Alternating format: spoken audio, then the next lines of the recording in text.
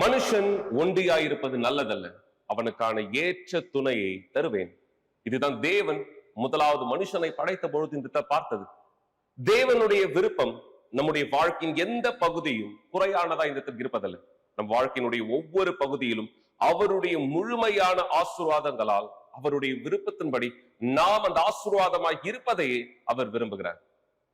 పురుషుడు ఒంటరిగా ఉండడం దేవుడు కోరుకోవడం లేదు. కాబట్టి ఈ రోజు మనం నేర్చుకుంటున్న విషయాలు ఎలాంటి కార్యములు మనం తెలుసుకుంటున్నాం. ఒక పెళ్లి జీవితంలో వాళ్ళు ఎలాంటి ఒక వ్యక్తిగా ఉండాలి, ఒంటరితనంగా ఉండకుండా ఎలా ఉండాలనేది ఈ రోజు మనం నేర్చుకోవచ్చు. ஆனா எத்தனை பேருடைய வாழ்க்கை இந்த நேரம் தேவன் விரும்புகிற, தேவன் வாக்களித்த அல்லது தேவன் தந்த இந்த ஆசீர்வாதத்தை உங்களுடைய வாழ்க்கை மீது உடையவராய் இந்த இடத்துல இருக்கீங்க? இதுதான் மிக சரியா தேவன் முதலாவது மனுஷனை படைத்த பொழுது பார்த்தது. அவன் தனியா இருப்பது நல்லதல்ல, அவனுக்கான ஏற்ற துணையை கொடுப்பேன். ஆனா இந்த நேரம் இந்த நிகழ்ச்சியை பார்த்துட்டு இருக்கிறவரோ அல்லது நீங்க இந்த இடத்துல பிற்பாடு பார்க்க போகிற ஒருவரோ, நீங்க உங்களுடைய வாழ்க்கையின் சூழ்நிலையை, உங்க திருமணத்தின் சூழ்நிலையை குறித்து யோசிச்சு பாருங்க. ஒருவேளை அது பிரச்சனைக்குரியதா இந்த இடத்துல இருக்கலாம். உங்களுடைய வாழ்க்கை கடினமான ஒரு சூழ்நிலையானதா இந்த இடத்துல இருக்கலாம். இது மிக சரியாய் யோவேல் தீர்க்கதரிசியினுடைய காலத்திலும் நடந்தது. மக்கள் மனம் திரும்பும்படியாக, மக்கள் தேவனிடத்துக்கு திரும்பும்படியாய் பேசிக் கொண்டிருந்த இந்த வார்த்தையின் பொழுது யோவேல் இங்கு இந்த வார்த்தையானதை குறிப்பிட்டார். இங்கு யோவேல் தீர்க்கதரிசி புஸ்தகம் 1ஆம் அதிகாரம் 8ஆம் வசனத்துல நீங்க பாத்தீங்கன்னா இந்த வார்த்தை இப்படியாக சொல்கிறது. தன் பாலிய வயதின் புருஷனுக்காக கிரெட்டுடுத்திருக்கிற பெண்ணை போலவே புலம்பு. தன்னுடைய பாலிய வயதில் புருஷனுக்காக. சோ இந்த வசனத்தை நீங்க படிக்கும் பொழுது தன்னுடைய பாலிய வயது, இளம் வயதில் இருக்கக்கூடிய ஒரு பெண் புருஷனுக்காக. சோ இந்த வார்த்தையானது என்ன? சோ இங்கு இது ஒருவேளை முரண்பாடானதை போல இந்த இடத்துல இருக்கலாம். இளம் பெண் இந்த இடத்துல புருஷனுக்காக. இதுதான் மிக சரியாய் பலருடைய திருமண வாழ்க்கையில் நடந்து கொண்டிருக்கிற ஒரு சூழ்நிலையை போல இந்த இடத்துல இருக்கு. மக்கள், திருமணமானவர்கள், கணவர் ஒருவேளை இந்த இடத்துல விட்டு விலகிடவரா இருக்கலாம், அல்லது கணவரை இழந்த ஒருவரா இந்த இடத்துல இருக்கலாம், அல்லது கணவர் இருந்தும் இல்லாத ஒரு சூழ்நிலையை போல எத்தனை வீடுகள், எத்தனை மக்களுடைய திருமணங்கள் இன்று இப்படியானதா இருக்கு. இது கணவரை மற்றும் கிடையாது, மனைவியையும் சேர்த்து பலருடைய திருமண வாழ்க்கை இப்படியான பிரச்சனைக்குரியதா இருக்கு. இதுதான் தேவன் விரும்புகிற விருப்பம் நிச்சயம் கிடையாது. ఈ రోజు ఇదే మనం నేర్చుకుంటున్నాం. ఎందుకు ఒక పురుషుడు ఒంటరిగా ఉండకూడదని దేవుని వాక్యం ఎలాగా మనకి నేర్పించుతుందో, దేవుడు సరైన స్త్రీను దయచేస్తున్నారని చెప్పున్నాడు. కాబట్టి ఈ రోజు ఈ యొక్క వాక్య ప్రకారంగా మనం ఎలాగ జీవిస్తున్నాం, ఈ రోజు ఒంటరితనంగా ఉండకూడదు అని చెప్తున్నప్పుడు ఎవరు మీ యొక్క పెళ్లి జీవితంలో, మీ కుటుంబం జీవితంలో ఇలాగా ఒక సమస్యలతో దూరమై ఉన్నారు, ఈ యొక్క వేదనలతో దూరమై ఉన్నారు, అదే ఇక్కడ యోవేల్ ప్రవక్త చెప్పిన మాట ఏంటిది? ఇక్కడ పురుషుడు మరణించిన తర్వాత, పురుషుడు లేకున్న ఆ యవనస్తులు, ఆ స్త్రీ తన ఒక కోని పట్టతో దేవునితో మొరబెట్టుకోను. కారణం ఎందుకు? ఏ దాని కొరకు? ఎందుకంటే ఒకవేళ ఈ యొక్క స్త్రీ పొందుకున్న విషయం ఏంది? తన యువక వయసులో భర్త చనిపోయి ఉండొచ్చు, ఒకవేళ తన యువక వయసులో భర్త విడిపోయి ఉండొచ్చు. ఇలాంటి పరిస్థితుల్లో ఒకవేళ మీరు కానీ ఉండుంటే ఈ రోజు ఏం చెయ్యాలి? మీరు చేసే కార్యం ఎలా మార్పుని మీ యొక్క పెళ్లి జీవితముకు రంపించబోతుంది మీరు తెలుసుకుంటారు ప్రజలారా. ఖచ్చితంగా மிக நிச்சயம் உங்களுடைய வாழ்க்கையின் சூழ்நிலை என்னதென்று தெரியாது. குறிப்பா உங்க வாழ்க்கையினுடைய ஒவ்வொரு பகுதியின் நிலைமை என்னதென்று எங்களுக்கு தெரியாது. ஆனா நீங்க அந்த சூழ்நிலையை கடந்து போகிறவராய், குறிப்பா பாஸ்டர் வினோத், எத்தனை பேர் திருமண வாழ்க்கையின் பிரச்சனையை சந்திக்கிறவராய் இனியும் அந்த சூழ்நிலைக்கு என்ன செய்வது என்று வழி தெரியாதவரா இருக்காங்க. நான் இந்த இடத்துல சண்டை போட்டு பார்த்துட்டேன், நான் பேசி பார்த்துட்டேன், நான் இந்த இடத்துல என்னெல்லாம் செய்யணுமோ என்னுடைய கைகளின் பலத்தினாலே செய்ய வேண்டியது எல்லாவற்றையும் இந்த இடத்துல செய்து விட்டேன், இன்னும் என்னுடைய வாழ்க்கையின் பதிலை என்னால் இந்த இடத்துல கைப்பற்ற முடியவில்லை என்று ஒருவேளை நீங்க பார்த்துட்டு இருக்க உங்களுடைய சூழ்நிலையை குறித்து நாங்க இங்க பேசுகிறதா இருக்கலாம். இங்கு தேவனுடைய மனுஷன் சொன்ன வார்த்தையை போல விசுவாசத்திலே அந்த நிலையை, அந்த சூழ்நிலையை தேவனிடத்திற்கு நீங்கள் கொண்டு வரும்பொழுது தேவன் அந்த சூழ்நிலையை மாற்றுகிறவராய் இந்த இடத்துல இருக்கிறார். இதுதான் மிக சரியா இந்த நேரம் இந்த சாட்சியில நீங்க இந்த இடத்துல பார்க்க போறீங்க. இந்த பெண்மணி எப்படியாக தன்னுடைய சூழ்நிலையை சரி செய்ய தேவனிடத்திற்கு வந்தார். இந்த வார்த்தை சொல்லுகிறது போல திரட்டுடுத்தினவராய் இந்த பெண்மணி எப்படி தன் புருஷருக்காக இந்த தேவனை நோக்கி முறையிடுகிறவராய் தன் விசுவாசத்தை காண்பித்தார். இந்த సాక్షిயை இந்த பாருங்க, பிற்பாடு தொடர்ந்து நாம் இங்கு பேசலாம். ఈ రోజు ఇదే మనం నేర్చుకుంటున్నామో, ఎలా పాస్ మనతో చెప్పినారు ఇదే విషయం. ఆ ఒక స్త్రీ ఎలా తన జీవితంలో ఒక మార్పు తీసుకుని రావాలి, ఒకవేళ ఇంటి పెద్దల్ని తీసుకుని వచ్చి మాట్లాడిచి ఉండొచ్చు, ఒకవేళ తన సొంత శక్తితో తీసుకుని పోయి మాట్లాడుండొచ్చు, ఎన్నో ప్రయత్నాలు చేసి ఉండొచ్చు. అయితే మనం నేర్చుకున్న ప్రకారం ఆ యువ స్త్రీ ఎలా దేవుని యొద్దకు వచ్చిందో ఈ సాక్ష్యం మూలముగా మనం నేర్చుకోవచ్చు. తన భర్తని ఎలా మార్చింది ఈరోజు మీరు చూడొచ్చు. அவை விளம்பரங்களிலும் சமூக ஊடகங்களிலும் விளையாட்டு இடைவேளைகளின் போதும் இடம்பெறுகின்றன. பந்தயம் கட்டும் மோகம் மகிழ்ச்சி, விறுவிறுப்பு மற்றும் விரைவான வெற்றிகளை உறுதியளிக்கிறது. ஆனால் விளம்பரங்களில் வெளிப்படாத ஒரு பக்கம் இருக்கிறது. அது கடன், பொய்கள் மற்றும் விரக்தியில் ஆழ்ந்த குடும்பங்கள் நிறைந்த பக்கம். அத்தகைய குடும்பங்களில் ஐசக்கின் குடும்பமும் ஒன்று. நான் மது அருந்தியதோ புகைப்பிடித்ததோ இல்லை, ஆனால் எனக்கு இந்த அடிமைத்தனம் இருந்தது. பிரேசிலில் ஆன்லைன் பந்தயம் கட்டுவது அப்போதுதான் பெருமளவில் பிரபலமடையத் தொடங்கியிருந்தது. நான் முதன்முறையாக விளையாடிய போது 27,000 ரூபாய் வென்றது எனக்கு நினைவிருக்கிறது. அதற்காக நான் உழைக்க வேண்டியிருக்கவில்லை என்பதால் அது எனக்கு மிகவும் மகிழ்ச்சியான விஷயமாக இருந்தது. மேலும் ஆட்டம் என் கட்டுப்பாட்டில் இருப்பதாக நினைத்ததால் நான் அதை தொடர்ந்து அதிகமாக விளையாடத் தொடங்கினேன். எப்படியாயினும் நான் விளையாடினேன், அதில் வென்றேன். அதே சமயம் தோற்றும் இருந்தேன். ஆனால் நான் தோற்றுக் கொண்டிருக்கிறேன் என்பதை என் மனம் எனக்கு சொல்லவில்லை. நான் வெற்றி பெற்றதை விட அதிகமாகவே தோற்றிருந்தாலும் எப்போதும் நான் மேலோங்கிய நிலையிலேயே இருப்பதாக உணர்ந்தேன். எப்போதும் என் கட்டுப்பாட்டிலேயே அனைத்தும் இருந்தன. நீங்கள் ஒரு சிறந்த விளையாட்டு வீரர் என்று நினைத்தீர்களா? நிச்சயமாக. அதிலும் குறிப்பாக சிறு வயதிலிருந்தே நான் கால்பந்து விளையாட்டில் ஈடுபட்டு வந்தேன். அந்த விளையாட்டு தான் என்னை அத்துறையில் ஒரு நிபுணராக உணர வைத்தது என்று சொல்லலாம். புரிகிறதா? அப்படியே நான் மேலும் மேலும் பந்தயம் கட்டிக்கொண்டே இருந்தேன் இல்லையா? பிறகு கால்பந்தாட்டத்திலிருந்து கேசினோவுக்கு மாறினேன். கேசினோவில் இருந்து நான் ரவுலட் மேஜைகளுக்கு சென்றேன். பிறகு இங்கே இருக்கும் இந்த இடத்திற்கு சென்றேன். இது மிகவும் பிரபலமானது தானே. அதுக்கு டிக்ரினியோ என்ற பேரு. அங்கதான் நான் நிறைய பணத்தை இழந்தேன். ஏன்? நான் பந்தயம் கட்டும் போதெல்லாம் வெற்றி பெற்றேன். ஆனால் ஒரு கட்டத்தில் அது என்னிடமிருந்து பணத்தை பறிக்கத் தொடங்கியது. ஒருமுறை என் சம்பளம் வந்தபோது அதில் ஏறக்குறைய முழுவதையும் நான் செலவழித்து விட்டதாக எனக்கு நினைவிருக்கிறது. நான் வீட்டு வாடகை பற்றி கவலைப்படவில்லை. வீட்டில் உள்ள உணவை பற்றி கவலைப்படவில்லை. கட்டணங்களை செலுத்த வேண்டியது நினைவில் இல்லை. அவன் தன் உண்மையான முகத்தை காட்டிக் கொள்ளவில்லை. ஆகவே நான் தொலைபேசியை எடுத்து பரிவர்த்தனை வரலாற்றை சரிபார்த்த போது அதில் இணைய வழி பந்தய செயல்பாடுகளை கண்டேன். அவ்வளவுதான், அது முடிஞ்சுவிட்டது. நான் ஏமாற்றமடைந்தேன். அவர் தனது சம்பள பணத்தை செலவழித்த போது நான் அவரிடம் வீட்டு வாடகை கொடுக்கவும் உணவு வாங்கவும் உன்னிடம் பணம் எங்கே என்று கேட்டேன். அவர் நான் அதை செலவழித்து விட்டேன் என்றார். நான் என்ன சொல்கிறீர்கள்? இல்லை என்றேன். இப்போது என்ன செய்வது? அதனால் நானே பணம் செலுத்த தொடங்கினேன். பிறகு வீட்டில் உள்ள அனைத்து செலவுகளையும் நானே கவனித்துக் கொள்ள வேண்டிய சூழல் ஏற்பட்டு அதனால் நான் மிகுந்த மன அழுத்தத்திற்கு ஆளானேன். எனவே அவருக்கு கிடைத்த பணம் அவருடைய போதை பழக்கத்திற்கு மட்டுமே பயன்பட்டது. ஆனால் எனக்கோ குடும்பத்தை வழிநடத்த வேண்டிய பொறுப்பு இருந்தது. இந்த சூழல் என்னை மிகவும் நிலைகுலையச் செய்தது. ஒரு கட்டத்தில் நான் கர்ப்பமாக இருப்பதை அறிந்தேன். குழந்தை என்றாலே பொறுப்புணர்வு தேவை என்பதால் இனி அவர் பொறுப்பை ஏற்றுக்கொள்வார் என்று நான் நினைத்தேன். ஆனால் அப்படி நடக்கவில்லை. உண்மையில் அவர் இன்னும் மோசமான நிலைக்கு சென்றார். ஏனென்றால் தான் வெற்றி பெறப்போவதாக அவர் நினைத்தார். அவன் பார் ப்ரூனா, நான் கிட்டத்தட்ட ஆட்டத்தில் வெற்றி பெற்றுவிட்டேன். இன்னும் ஒரே ஒரு அணிதான் எஞ்சியுள்ளது என்று சொன்னான். அது உண்மைதான். என்னை பொறுத்தவரை வெற்றி என்பது $1000 குறித்தது. நான் அவனிடம் நேரடியாகவே சொன்னேன், நீ முயற்சியை கைவிட்டு விடலாம். அந்த சீட்டை, லாட்டரி நீ வெல்லப் போவதில்லை. ஏனென்றால் ஒருவேளை நீ வென்றாலும் மீண்டும் சூதாடத் தொடங்கி விடுவாய் என்பது எனக்கு தெரியும். அவன் தோற்றுப்போன அந்த நாளில், பார்த்தாயா, நீதான் என் அதிர்ஷ்டத்தை கெடுத்து விட்டாய். உன்னால் தான் நான் அந்த சீட்டை வெல்ல முடியாமல் போனது என்று அவன் சொன்னான்.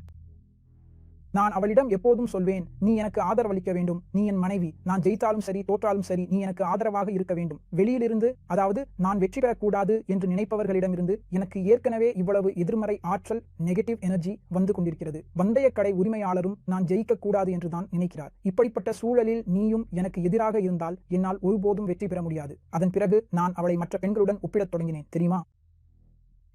அவருடைய மனைவி அவருக்கு ஆதரவாக இருக்கிறார். அவர் எப்போதும் வெற்றி பெற்றுக்கொண்டே இருக்கிறார்.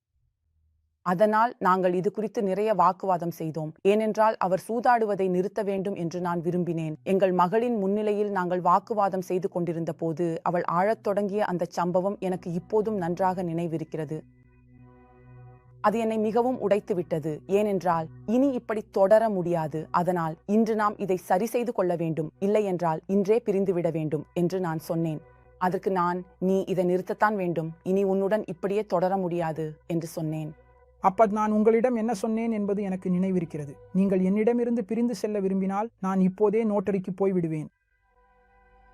ஆக நாங்கள் ஒரு விதமான சூழலில் வாழ்ந்து வந்தோம் என்று சொல்லலாம். அதாவது வேலைக்கு செல்லும் இருவர் மிகுந்த துயரத்துடன் வாழ்ந்து வந்தோம்.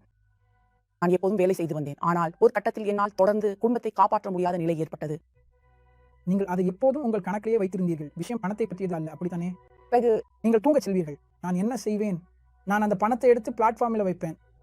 பிறகு அந்த பிளாட்ஃபார்ம் 3ஆம் தரப்பு சிபிஎஃப்ஐ ஏற்கவில்லை என்று பார்த்தபோது உன் சிபிஎஃப்ஐ எடுத்துக்கொண்டு ஒரு கணக்கு உருவாக்கினேன்.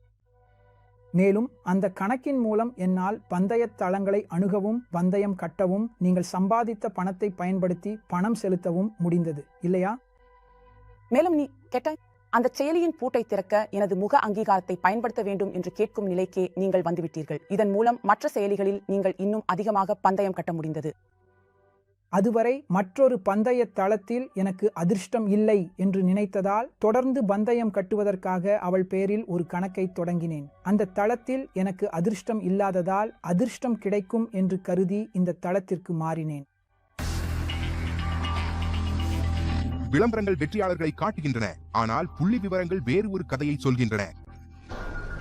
ஏறக்குறைய 25 லட்சம் பிரேசிலியர்கள் ஏற்கனவே ஆன்லைன் சூதாட்டத்தில் ஈடுபட்டு தங்கள் வருமானத்தை பாதிப்புக்குள்ளாக்கியுள்ளனர். ஆன்லைன் சூதாட்டத்தால் ஐசக்கை பொறுத்தவரை சூதாட்டம் என்பது அவனது தொலைபேசி திரையில் இருந்த ஒரு விஷயமாக மட்டுமே இனி இருக்கவில்லை. இப்பொழுது அது அவனது வாழ்க்கையை முழுமையாக ஆக்கிரமித்திருந்தது. சூதாட்டத்தின் மீதான கட்டுப்பாட்டை நான் இழந்தேன். அதன் விளைவாக என் கணக்கில் இருந்த பணம் முழுவதையும் இழந்தது மட்டுமின்றி சட்டவிரோத கடன் வழங்குனர்களிடமிருந்து கடன் வாங்கும் நிலைக்கு தள்ளப்பட்டேன். ஒரே நேரத்தில் 3 அல்லது 4 பேரிடம் கடன் வாங்கி வட்டி மட்டுமே கட்டி கொண்டிருந்தும் இன்னும் அசல் தொகையை திருப்பிச் செலுத்த வேண்டிய நிலையிலேயே இருந்தேன். ஒரு கடனை அடைப்பேன், ஆனால் இன்னொன்றுக்கு கடனாளியாவேன். ஒன்றை செலுத்தினாலும் மற்றொன்றுக்கு கடன் பாக்கி நிற்கும். இறுதியில் இந்த போதையை தொடர்வதற்கு தேவையான பணத்தை பெறுவதற்காகவே நான் வேலை செய்த நிறுவனத்தை விட்டு வெளியேற என்னால் முடிந்த அனைத்தையும் செய்யும் நிலைக்கு தள்ளப்பட்டேன். ஆனால் நடந்தது அதற்கு நேர்மாறாகத்தான். நான் அந்த பணத்தை வாங்கினேன். அப்போது அது 1,80,000 ரூபாய் என்று எனக்கு நினைவிருக்கிறது. அதை வாங்கியதும் அந்த பணம் முழுவதும் பந்தயம் கட்டும் எனது பழக்கத்திற்கே செலவாகிவிட்டது. எனது கணக்கில் உள்ள மீதி தொகையை சரிபார்க்க தொலைபேசியை எடுத்தேன். ஆனால் பார்த்தபோது அதில் எதுவும் எஞ்சியிருக்கவில்லை. என்னை மிகவும் பாதித்தது எதுவென்றால், நான் அந்த அலமாரியை திறந்த போது, மன்னிக்கவும், நான் அந்த அலமாரியை திறந்தேன், என்னை மன்னியுங்கள் பாஸ்டர், உங்கள் நேரத்தை எடுத்துக் கொள்ளுங்கள். நான் அலமாரியை திறந்தேன். அங்கே சாப்பிட எதுவும் இல்லை. என் மகளுக்கு எப்போதும் சிற்றுண்டிகள் பிடிக்கும், தெரியுமா? அந்த நேரத்தில் அவளுக்கு எதையும் கொடுக்க எனக்கு வழி இல்லை, தெரியுமா? எனில் நான் பெற்ற அனைத்து பணமும் சூதாட்டத்திற்காகத்தான் இருந்தது. இதுதான் என்னை மன அழுத்தத்துக்கு தள்ளியது. அதோடு பீதி கொள்ளும் ஒரு நிலையும் எனக்குள் உருவானது. ஒரு மோட்டார் சைக்கிளை பார்த்தாலே யாரோ என்னை கொல்ல வருகிறார்கள் என்று நினைத்தேன். அந்த நிலைமையில் நான் இருந்தேன். அந்த வேதனையை முடிவுக்கு கொண்டு வர வேண்டும் என்பதே எனக்கு ஒரே ஆசை. நான் இறந்துவிட்டால் இனி என் கடன்களை அடைக்க வேண்டியிருக்காது என்று எனக்குள்ளேயே நினைத்து கொண்டேன். மேலும் அவர் அவராகவே இல்லை. அவர் கட்டுப்பாட்டை இழந்திருந்தார். அவங்க என்னை அப்படியே பார்த்துக்கிட்டே இருந்தார். அவர் அவராகவே இல்லை. அவள் என்னை மீட்க முயன்று கொண்டிருந்தாள் என்பது மட்டுமே எனக்கு நினைவிருக்கிறது. ஏன் இப்படி செய்கிறாய் என்று அவள் கேட்டாள். அதற்கு நான் எனக்கு தெரியவில்லை என்று பதிலளித்தேன். அவளது மனவெறுப்பு உச்சத்தில் இருந்தபோது, தனது திருமண வாழ்க்கையும் முறியும் நிலையில் இருந்தபோது, பெண்களுக்கான ஒரு பிரத்யேக கூட்டத்திற்கு அழைக்கப்பட்டதன் மூலம் ப்ரூனாவுக்கு எதிர்பாராத ஒரு வாய்ப்பு கிடைத்தது. காட்லிவுட் நடத்திய சுய உதவி கூட்டம் எனக்கு மிகவும் உதவியது. ஏனெனில் நான் உண்மையில் யார் என்பதை அப்போதுதான் என்னால் காண முடிந்தது. அதற்கு முன்பு வரை எனக்குள் என்ன குறைபாடு இருந்தது என்பதை என்னால் உணர முடியவில்லை. நான் அதுவரை அவருக்காக மட்டுமே வாழ்ந்து வந்ததால் எனக்காகவும் நான் போராட வேண்டும் என்பதை அப்போதுதான் நான் புரிந்து கொண்டேன். அதனால் அவள் அன்பாக நடந்து கொள்ளத் தொடங்கினாள். அவள் ஏற்கனவே ஒரு நல்ல தாயாகத்தான் இருந்தாள். ஆனால் இன்னும் சிறந்த தாயாகவும் சிறந்த மனைவியாகவும் மாறினாள். அவளின் இந்த மாற்றமே என் கவனத்தை ஈர்த்தது. அப்படி அந்த இரவு கழிந்தது. மறுநாள் வேலைக்கு செல்வதற்காக நானும் அவளும் மிக அதிகாலையிலேயே எழுந்தோம். அப்போது நான் அவளிடம் சென்று, ப்ரூனா, நான் மாறப்போகிறேன், ஏனெனில் இது நியாயமல்ல என்பதை நான் உணர்ந்து கொண்டேன் என்று சொன்னேன். அவள் எது நியாயமில்லை என்று கேட்டாள். நான், ஒரு தேவனுடைய பெண் என் பக்கத்தில் இருக்க நான் மட்டும் இப்படி சீர்கெட்ட நிலையில் இருப்பது நியாயமல்ல என்று சொன்னேன். 2025ஆம் ஆண்டின் புது வருடத்திற்கு முன் தினத்தன்று நடைபெற்ற புது வருட இரவு ஜெபத்திற்கு நான் சென்றிருந்த போது 2 விஷயங்கள் என் கவனத்தை ஈர்த்தன. 1, ஆண்டவரின் திருவிருந்து. 2வது, இஸ்ரவேல் சிறப்பு நிகழ்ச்சியின் கடைசி நாள். நான் கலந்து கொண்ட புது வருட இரவு ஜெபத்தில் பரிசுத்த ஆவியார் குறித்து இதற்கு முன்பு எப்போதும் பேசப்படாத அளவுக்கு அதிகமாக பேசப்பட்டது. அவர்கள் பரிசுத்த ஆவியார் மற்றும் மனந்திரும்புதல் குறித்து நிறைய பேசினார்கள். அன்று போதகர் பிரசங்கித்தார். அவர், நீங்கள் தண்ணீரில் ஞானஸ்நானம் பெறுவதற்கு முன் முதலில் மனந்திரும்ப வேண்டும் என்று கூறினார். எனவே நான் தேவனுக்கு முன் நேர்மையாக இருந்தேன். என் தேவனே, என்னிடம் எதுவும் இல்லை. நான் முற்றிலும் உடைந்தும் திவாலாகியும் சிதைந்தும் அழிந்தும் போயிருக்கிறேன். ஆனாலும் என்னிடம் இந்த பழைய வாழ்க்கை இருக்கிறது. அதுக்கு எந்த மதிப்பும் இல்லை. ஆனால் எனக்கு ஒரு வாய்ப்பு கொடுங்கள். ஏனென்றால் இதுவரைக்கும் எனக்கு உங்களை தெரியாது. மேலும் எனக்கு நினைவிருக்கிறது,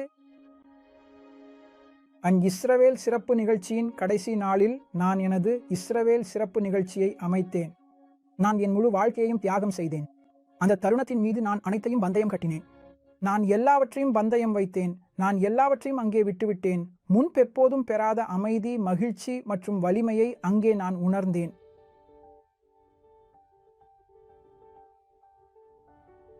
அதன் விளைவாக நான் தண்ணீரில் ஞானஸ்நானம் பெற்றேன்.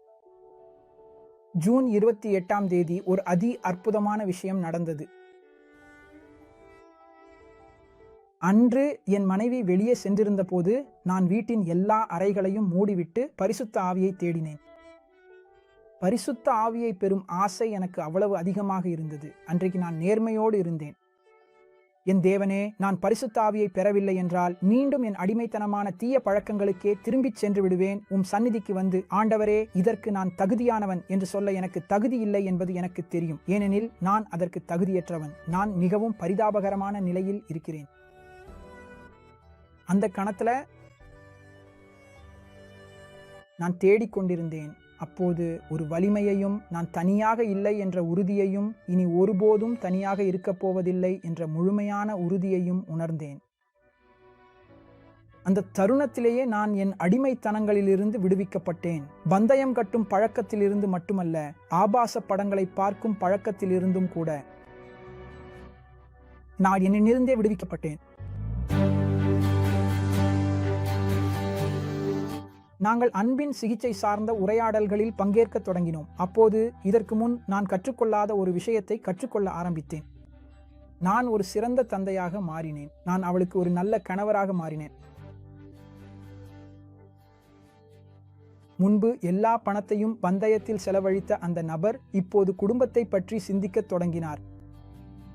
அவர் பரிசுத்த ஆவியை பெற்றார். நானும் பரிசுத்த ஆவியை பெற்றுள்ளேன். இன்று நான் மகிழ்ச்சியாக இருக்கிறேன் என்று என்னால் சொல்ல முடியும். ஏனெனில் இன்று எந்த குறையும் இல்லை. இன்று அவர் என் மீது அன்பு செலுத்துகிறார். இன்னைக்கு அவர் எல்லாத்தையும் விட்டுவிட்டார். இது என்னையுமே எனக்கு அடையாளம் காண முடியவில்லை. இன்று நான் இருக்கும் நிலையிலிருந்து முற்றிலும் மாறுபட்ட ஒரு நபராக நான் இருந்தேன். இதற்கெல்லாம் காரணம் பரிசுத்த ஆவியானவரே. இசன்பாய் ஃபிஸ்டவா இன்டெலிமென்ட் நிகழ்ச்சியில் பங்கேற்பதன் மூலம் இன்று நாங்கள் எங்கள் திருமணத்தில் எப்போதும் கற்றுக்கொண்டு புதுமைகளை புகுத்திக் கொண்டும் இருக்கிறோம்.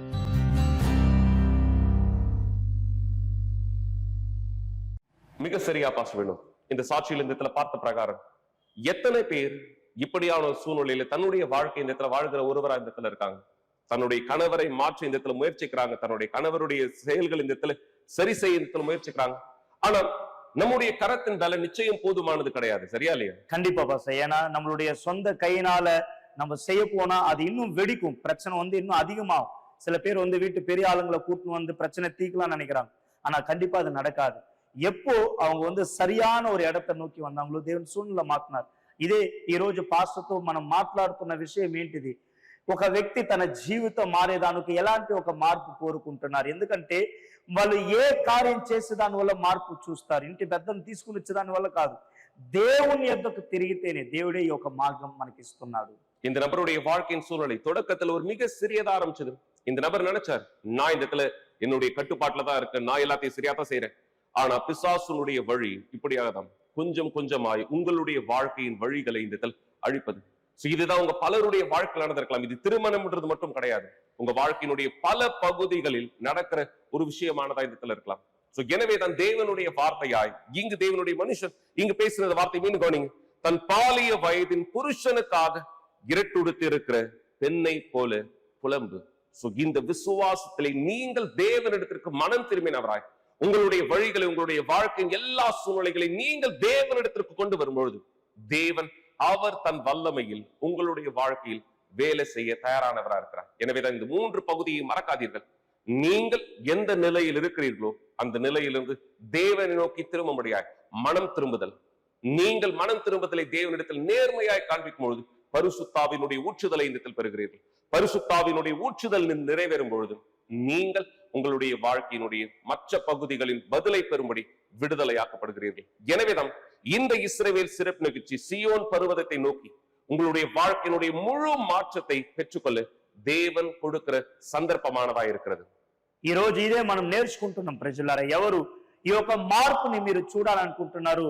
అపవాది ఎలా జనాల్ని మోసం చేస్తుంది? ఈ రోజు ఆ ఒక పురుషుడు మెల్లగా ఇది కొంచెమే నేను కంట్రోల్ చేసుకుంటాను అనుకున్నాడు. అయితే ఏమైంది? కొంచెం అనేది తర్వాత అధికముగా పెరిగి పరిస్థితి ఇంకా ఘోరముగా అయింది.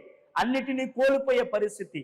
ఈ రోజు దేవుడు మనతో మాట్లాడుతున్నాడు. మీరు మొదటిగా చిన్నదిగా మొదలు పెట్టి ఉండొచ్చు, అయితే అది అపవాది రేపు ఒక లోయలో మిమ్మల్ని ముంచేస్తుంది. అందుకని ఇక్కడ ఈ యొక్క వాక్యంలో మనం చెప్తున్న ప్రకారం ఏమని, ఇక్కడ యువక స్త్రీ కోని పట్టను తన మీదగా వేసుకొని దేవునితో మొరబెట్టుడి. ఇదే మనం ఈ యొక్క సీనా యొక్క పర్వతంలో దేవుని యొద్దకు మొరబెట్టుతున్నారు. ఎవరు మారాలో మార్పుని దేవుని యొద్దకు వచ్చి పొందుకోండి. ఇదే దేవుడు కోరుకుంటున్నాడు. இந்த நேரம் மிக சரியா. நீங்க ஒருவேளை இப்படியான கேள்வி கேட்கலாம். சரி, நீங்க இந்த இடத்துல என்ன செய்யலாம்? ஒருவேளை இந்த நிகழ்ச்சியை முதல் முறையாய் பார்க்கிறவரா இருக்கலாம். இந்த இஸ்ரவேல் சிற்பனை குறித்து முதல் முறை கேட்கிற ஒருவராய் நீங்கள் இந்த இடத்துல இருக்கலாம். உங்களுடைய விசுவாசத்தில் நீங்கள் எடுக்க வேண்டியபடி நம்முடைய ஆலயங்களில் ஏதேனும் ஒரு ஆலயத்தில் நீங்கள் இணையலாம். உங்களுடைய விசுவாசத்தினுடைய விண்ணப்பத்தை இந்த இடத்தில் பெற்றுக்கொண்டு நீங்கள் உங்களுடைய பகுதியை இங்க இந்த இடத்தில் செய்ய தொடங்கும்படியாக நீங்கள் செய்ய வேண்டிய விஷயம் என்ன? நான் உங்களோட இந்த இடத்தில் படிக்க விரும்புறேன். What do you need and what should you do? உங்களுக்கு என்ன தேவை மற்றும் நீங்கள் என்ன செய்ய வேண்டும்? 3 படிகளை இந்த நேரம் நான் உங்களுக்காக இந்த இடத்துல கற்றுக் கொடுக்க விரும்புறேன். முதல் படி, நீங்கள் இந்த இடத்துல கற்றுக்கொள்வதற்கு முன்பாக உங்களை தயார்படுத்துறேன். நான் என்ன செய்யணும்? தேவனிடத்தில் எனக்கு என்ன தேவை? தேவனுடைய வழிகளில் தேவனுடைய விருப்பத்தில் நான் என்ன பெற்றுக்கொள்ள வேண்டியதாய் இந்த இடத்தில் இருக்கிறது என்பதை யோசியுங்கள். ఈ రోజు ఇది మనం నేర్చుకుంటున్నాము. ఈ యొక్క ఇజ్రాయేల్ ప్రత్యేక ప్రార్థనలు మిమ్మల్ని మీరు పాల్గొనాలని కోరుకుంటే మీరు ఈ యొక్క ప్రత్యేక ప్రార్థనలో ఈ విన్నపంని మీరు పొందుకోవచ్చు. దేవుని పీఠం మీదగా వెక్కి మీరు దేవునితో ఈ యొక్క బంధంని చెయ్యండి. అది మాత్రం కాకుండా ఒకవేళ మీరు ఎక్కడి నుంచి చూస్తున్నారు, మన యూనివర్సల్ మందిరం ఎక్కడ పక్కన ఉన్నదో మీరు అక్కడ వెళ్ళండి. దేవునితో ఒక నిబంధన చెయ్యండి. ఖచ్చితంగా ఈ జీవితం మారుతుంది. దేవునితో మీరు ఏ విషయం చేయాలనుకుంటున్నారు? కాబట్టి ఈ రోజు 3 విషయాలు మీకు నేర్పించబోతున్నాను. ఈ 3 విషయాలలో ఏంటిది మనం తెలుసుకోబోతున్నాం. మొదటిది, మీకు ఏది అవసరంగా ఉన్నది, మీరు ఏం చెయ్యాలనుకుంటున్నారు, ఇదే మనం తెలుసుకోబోతున్నాము. இந்த விசுவாசத்தினுடைய இந்த முதல் பகுதியில் படியாய் நீங்கள் செய்ய வேண்டியது, நீங்கள் பாவத்திலோ அல்லது தேவனுக்கு கீழ்ப்படியாத நிலையிலோ வாழ்ந்து கொண்டிருந்தால், நீங்கள் பாவத்திலோ அல்லது தேவனுக்கு கீழ்ப்படியாத நிலையிலோ வாழ்ந்து கொண்டிருந்தால் நீங்கள் மனம் திரும்ப வேண்டும்.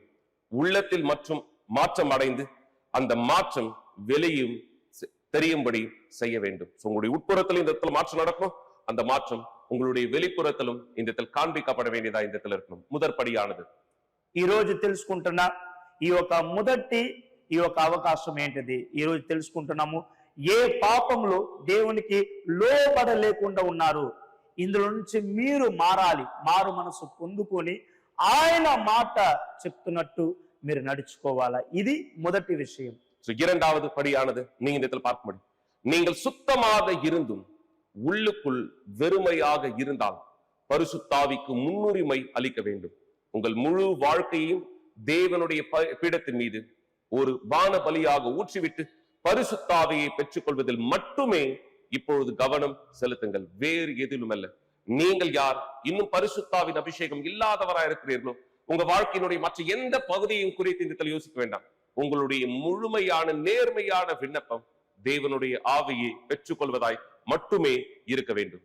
ఈ రోజు రెండవది మనం తెలుసుకుంటున్న విషయం, ఒకవేళ మీరు ఎవరు శుద్ధముగా మీలో ఉన్నారు, ఇంకా మీరు ఖాళీగా ఉంటే, శుద్ధమై మీరు ఖాళీగా ఉంటే పరిశుద్ధాత్మ అభిషేకాన్ని మీరు పొందుకోవాలి. పరిశుద్ధాత్మ అభిషేకాన్ని పొందుకొని దేవుని పీఠం మీదగా మిమ్మల్ని ఒక బాణ బలిగా మిమ్మల్ని నింపి దేవుని ఆత్మతో అభిషేకించబడుకోవాలి. ఇదే ఈ రెండో విషయం మనం నేర్చుకోబోతున్నాం. ఇంకా మీరు దేవుని అభిషేకం పొందలేదంటే ఈ ఒక ప్రత్యేక ప్రార్థనలో అభిషేకాన్ని మీరు వెతికిలాడాలా. சோ நீங்க இந்த இடத்துல பரிசுத்தாவின் அபிஷேகம் உடையவரா இருக்கீங்க. ஆனா உங்க வாழ்க்கையினுடைய மற்ற பகுதியில் பதிலானது இந்த இடத்துல தேவையானதா இருக்கு. நான் தேவனுடைய ஆவியால் நிரப்பட்டவனா இருக்கிறேன். என்னுடைய பிள்ளைகள், என்னுடைய குடும்பம், என்னுடைய தேவை, என்னுடைய வலி எல்லாவற்றிலும் எனக்கு ஒரு விடுதலை தேவை, என்னுடைய மாற்றம் தேவை. சோ நீங்க இந்த இடத்துல செய்ய வேண்டியது, நீங்கள் ஏற்கனவே பரிசுத்தாவியினால் நிரப்பப்பட்டிருந்தும் உங்களுக்கு விடுதலை தேவைப்பட்டால் உங்கள் முழு பலத்தோடு கர்த்தராகிய இயேசுவின் நாமத்தை நோக்கி கூப்பிட்டு அவருடைய சித்தத்தின்படி உங்களுக்கு தேவையானதை இந்த இடத்தில் கேளுங்கள். இதுதான் நீங்க இந்த நிகழ்ச்சியிலே செய்யும்படியாக வரவேற்கப்படுகிறீர்கள். உங்களுடைய முழு இருதயத்தோடு, உங்களுடைய முழு பலனோடு 100% இந்த பீடத்திலே தேவன் உங்களை என்ன செய்ய சொல்கிறார்? உங்களுடைய சரீர தியாகமாய், உங்களுடைய ஆவிக்குரிய தியாகமாய், உங்க பொருள் ரீதியான தியாகமாய், இன்னும் தெளிவாய் சொல்ல வேண்டுமானா உங்க வாழ்க்கையினுடைய முழுமையான தியாகமாய் நீங்கள் விரும்புவதில்லை. தேவன் உங்களிடத்தில் என்ன செய்ய சொல்கிறாரோ அதை நீங்கள் இந்த இடத்தில் செய்யும் பொழுது அவருடைய பதிலை పెట్టుకొల్ల உங்களை తయారుపడతారు மக்களே. ఈ రోజు మూడవది ఏంటిది? మీరు ఎవరు పరిశుద్ధాత్మతో నింపబడి ఉన్నారు? పరిశుద్ధాత్మతో నింపబడిన మీరు దేవుని యొద్దకు విడుదలని కోరుకుంటే ఈ విడుదలని పొందుకునే దానికి మీరు ఆయన నామంని మీరు మొరబెడతారు. ఎప్పుడు మీరు అడుగుతారు ఆయన ప్రతి కార్యముల నుండి మిమ్మల్ని సంపూర్తిగా మారుస్తారు ప్రజలారా. అందుకనే ఈ ప్రత్యేక ప్రార్థనలో అడిగేయండి, దేవుని పీఠం మీదగా ఎక్కండి, దేవుడా నాకు ఈ విడుదలను నువ్వు దయచేయి, నాకు సంతృప్తి అయిన జీవితము ఇవ్వు అని అడగండి. எனவே இந்த நேரம் நீங்கள் என்ன செய்யணும்ன்றது சொல்லப்பட்டதா இருக்கிறது. யோவேல் தீர்க்கதரிசி அந்த நாள் ஜனங்களுக்கு சொன்னது இங்கு விசுவாசத்தினுடைய மனுஷனாய் தேவனுடைய மனுஷன் யோவேலின் அடையாளமாய் உங்களுக்கு நாங்க இந்த வார்த்தை சொல்லியிருக்கோம். இப்ப உங்களுடைய பகுதி. எனவே இந்த நேரம் உங்களுடைய புகைப்படங்களை நோக்கி நாங்கள் இந்த இடத்தில் தேவனை நோக்கி இந்த இடத்தில் முறையிட போகிறோம். இந்த கூக்குரலில் ஒருவேளை நீங்க உங்களுடைய புகைப்படங்களை இன்னும் கொடுக்காவிட்டால் உங்களுடைய ஆலயங்கள் செல்லலாம். நீங்கள் இந்த புகைப்படங்களை இந்த இடத்தில் அர்ப்பணிக்கலாம். நாங்கள் இந்த விசுவாசத்தின் கூக்குரலில் இந்த இடத்தில் உங்களுடைய புகைப்படத்தையும் இணைக்க முடியாது. எனவே இது நேரம் విశ్వాసం కూకురలిల్ నా ముందునేయలాం. ఇదే ఈ రోజు మీరు చేయాలని మీకు నేర్పించబడి ఉన్నది. ఎవరు మీరు నేర్చుకున్నారు ఈ ప్రత్యేక ప్రార్థనలో ఇలాగ మీరు దేవునితో మొరబెట్టుతున్నప్పుడు ఖచ్చితంగా దేవుడు ఈ యొక్క సంతృప్తి అనేది మీ జీవితంలో మీకు ఖచ్చితంగా ఇవ్వబోతున్నాడు. అది మాత్రం కాకుండా మీరు ఎవరు ఈ యొక్క ప్రత్యేక ప్రార్థనలో పాల్గొనాలనుకుంటున్నారో మీరు ఇంకా మీ ఫోటో ఇవ్వలేదు, మందిరానికి దగ్గర పోయి మీరు ఈ యొక్క ఫోటోని ఇవ్వండి. ప్రతిరోజు మీకోసం మొరబెట్టేదానికి, మేము మీకోసం ప్రార్థన చేసేదానికి.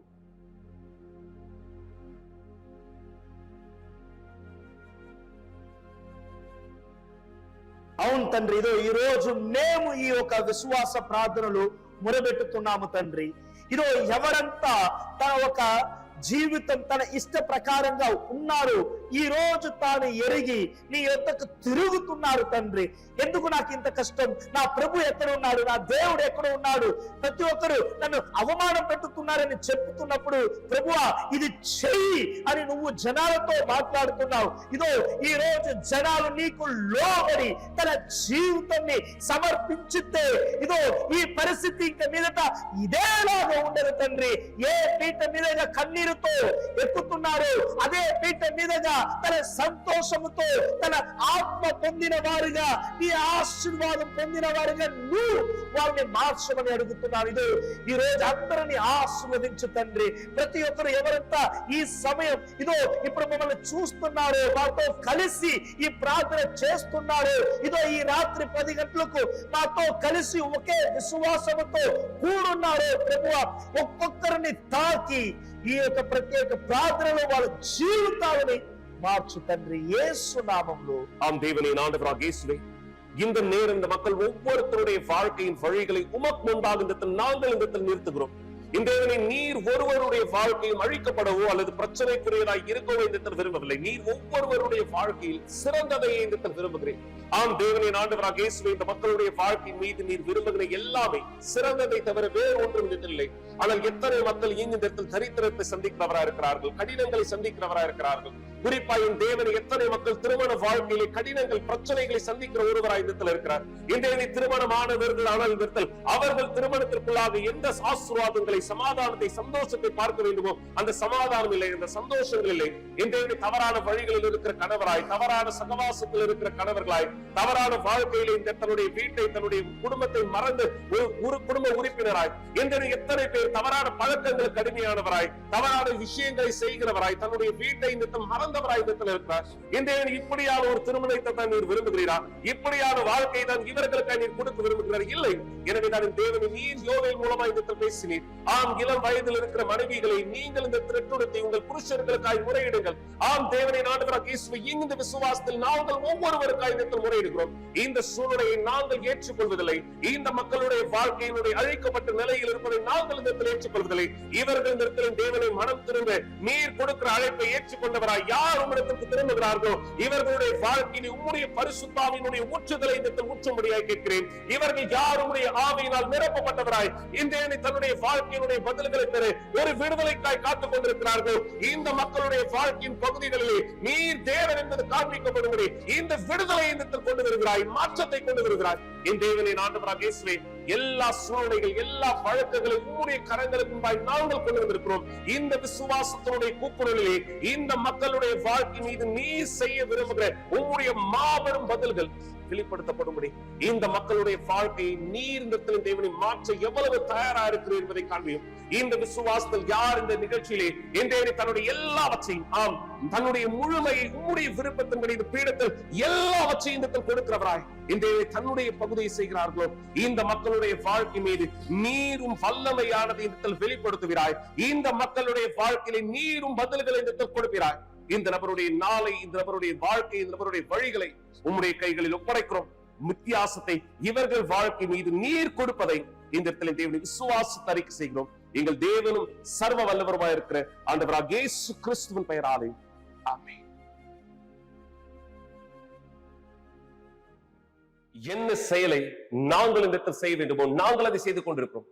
இப்பொழுது தேவன் உங்களிடத்திலிருந்து எதை எதிர்பார்க்கிறாரோ நீங்கள் அதை செய்ய தயாரா இந்த இடத்தில் இருப்பீர்களானால் இது உங்களுடைய வாழ்க்கையின் மாற்றத்திற்கான நேரம். ஏற்ற காலத்திலே தேவன் சொன்னது போல ஏற்ற நேரத்தில் அவர் உங்களுடைய வாழ்க்கை மீது இந்த மழையானதை பொய்ய பண்ணுவார். அவர் உங்களுடைய வாழ்க்கையை அவருடைய ఆవిயில் నిరపంబడియాగా. ఇదే ప్రియులారా, మనం మా భాగం మేము ఇక్కడ నెరవేర్చున్నాము. మీరు ఎలాగ మీ భాగంని నెరవేర్చుతారు? దేవుని యొద్దకు తిరుగుతున్నారు. మీరు దేవుని యొద్దకు తిరుగుతున్నప్పుడు ఈ ఒక వర్షాన్ని మీ జీవితంలో మీరు పొందుకుంటారు. காரணம், தேவடு அது మీ జీవితంకి రంపిస్తున్నాడు. எனவே உங்களை தயார்படுத்திக் கொள்ளுங்கள். இந்த பின்மாறி தேவன் வாக்களித்தது போல இந்த பின்மாரியை உங்கள் ஒவ்வொருத்தருடைய வாழ்க்கை மீதும் பெற்றுக்கொள்ள இதே விசுவாசத்தில் இணைந்திருங்கள். நாளை கூட்டத்தில் ஆலயத்தில் உங்களை சந்திக்கிறோம். மேலும் இரவு 10 மணிக்கும் இந்த விசுவாசம் செய்தியிலும் கூட தேவன் உங்களோடு இருப்பாராக. అందుకనే మనం ఈ రాబోయే వర్షం కొరొచ్చు మనం దేవునితో మొరబెడుతున్నాం. దేవుడు ఖచ్చితంగా మీ జీవితంలో ఇది దయచేస్తున్నాడు. మనం ప్రతిరోజు రాత్రి 10 గంటలకు కూడదాం. దేవుడు మిమ్మల్ని ఆశీర్వదిస్తాడు.